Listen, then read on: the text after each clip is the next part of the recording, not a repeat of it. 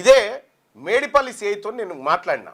నేను బాధితులు ఇంటి దగ్గర పోతే బాధితులు నాకు ఆవేదన వ్యక్తం చేసి, సార్ అసలైన వాళ్ళని వదిలిపెట్టి వాళ్ళని ఒక్కరిని తీసుకొని పోయి మమ్మల్ని బెదిరిస్తూ ఉన్నాడు ఈ సిఐ అని చెప్పి వాళ్ళు ఆన్ రికార్డ్ నాకు ఫిర్యాదు చేస్తే, నేను మేడిపల్లి సిఐకి ఫోన్ చేసి వాళ్ళని ఎందుకు మీరు రిమాండ్ చేయలేదనంటే వాళ్ళ మీద ఈ కేసు వర్తించదని చెప్తా ఉన్నాడు.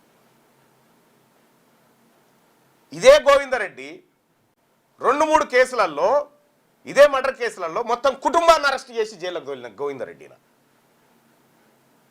అంటే కంప్లీట్గా ఆయన ఏమంటారంటే నా పోలీస్ స్టేషన్ అంటారు. నీ పోలీస్ స్టేషన్ అది నీ తాత కట్టించిన ఆడది ప్రజలది, నీది నాదేంది. కాబట్టి దీన్ని ఎట్టి పరిస్థితిలో ఊరుకునేది లేదు. దీని వెనకాల ఉన్నటువంటి వాళ్ళందరినీ కూడా శిక్షలు పడాల్సిందే.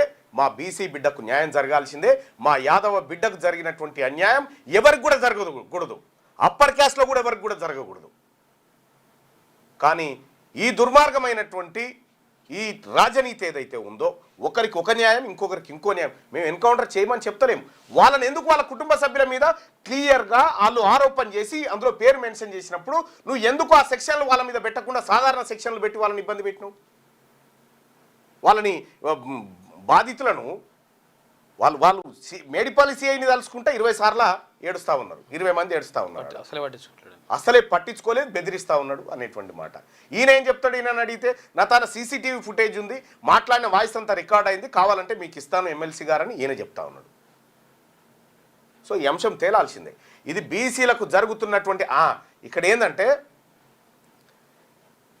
వాళ్ళు ప్రత్యక్షంగా పాల్గొనలేదు కాబట్టి వాళ్ళ మీద కేసు లేదు అంటాడు ఈయన ఏదో మోతాదు సెక్షన్ లేదో పెట్టి. తీన్మార్ మల్లన్న ప్రత్యక్షంగా పాల్గొన్నాడా ఏమన్నా దాడిలో? మరి నా మీద ఎట్లా పెట్టినావు 307? ఇంటికాడు ఉంటే ఇక్కడ అసలు యాక్చువల్గా ఘటన జరిగి మా పైన దాడి జరిగితే ఇంటికాడు ఉన్న తీన్మార్ మల్లన్న పైన కేసు ఉంటుంది. మీరు బీసీలను నీ కథ అంతా చూస్తా ఉన్నాం.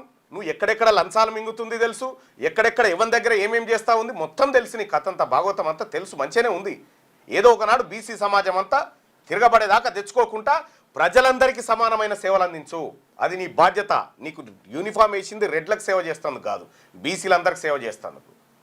సిపి గారు మీకు చెప్పినా ఒకటి, చెప్పకపోయినా ఒకటి, ఎందుకంటే మీ చేతిలో పవర్ ఏం లేదు కాబట్టి.